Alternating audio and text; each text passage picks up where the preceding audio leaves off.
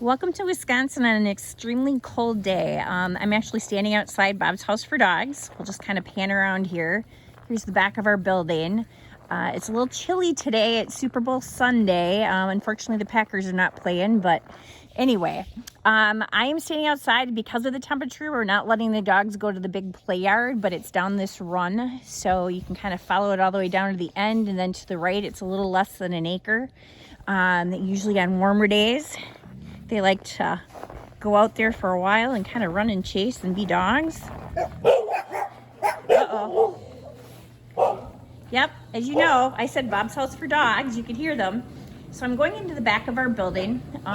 Here is our little, kind of our wash station. We've got a sink there that we use for washing dishes and other things. Obviously, washing machine and dryer. With a facility like ours, you go through a lot of towels and blankets on a daily basis. We have a grooming station there in the back with a sink. And I'm kind of standing in one of our main areas. So Bob's House is a foster and adoption facility. We actually take dogs from shelters and rescues, and we bring them here. And unlike a traditional shelter, they're not sitting around locked in cages all day long. Now we have some kennels, which we use to introduce new dogs to the group. And sometimes we put markers in there at night so they're not lifting their leg on things.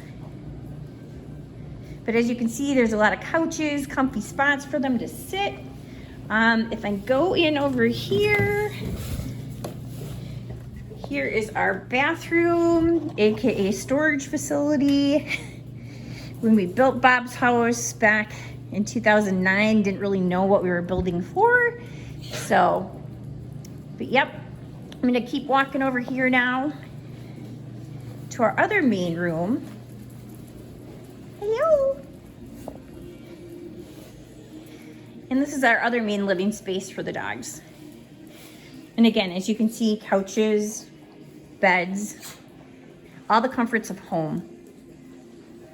And that's the idea about Bob's House. Bob was actually a dog. He was the pet dog of our founders, Travis and Amy Quella. He was actually hit and killed by a car, and they decided to do something to help rescue animals like him. So here we are kind of back around where we just were, the other big room. Now I'm going to take us into our storage closet slash food room slash medication room.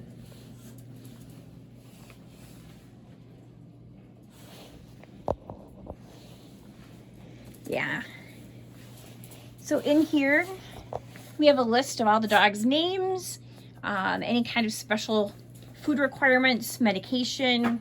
Again, staff comes in here to make up their meals. We've got a cheat sheet as to who's who. When we add folks, again, you can see dog dishes, again, medication, specialty food, and again, a lot of cleaning supplies.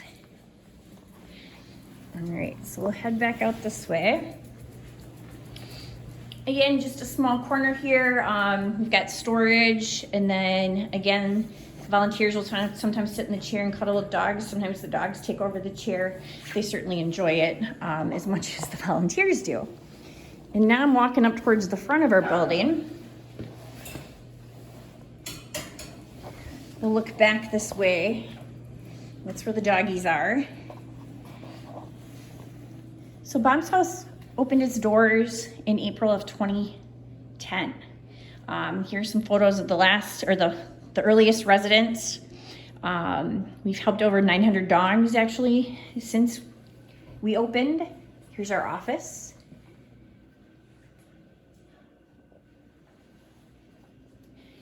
And sometimes we have dogs that will spend time in the office if they're recovering from a surgery, or they're reactive for some reason, or again, if they're new to the facility and we want to give them a little time to themselves. So I'm walking out into our main lobby.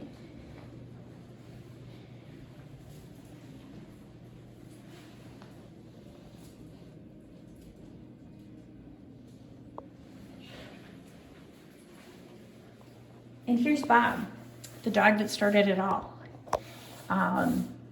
Again, Travis and Amy Quella, longtime dog owners, Decided to do this in his honor. We work with shelters and rescues. And actually we also work with puppy mills to take in dogs directly from them, whereas our other residents come from shelters and rescues directly. So last year when I spoke to all of you, I was excited because we had launched a capital campaign in 2023. Our plans initially were to build a new building. We had land, we were raising money, and then we took a step back. Initially when Bob's House started, and I'm going to pan around here, you can kind of see there's that run I was mentioning at the beginning, all the way to the back play yard. Initially years ago, we didn't think we could expand on site. So that's what we were under the belief. But in deciding to move to a new facility, we thought, you know, here we have it kind of perfect. There's a lot of trees.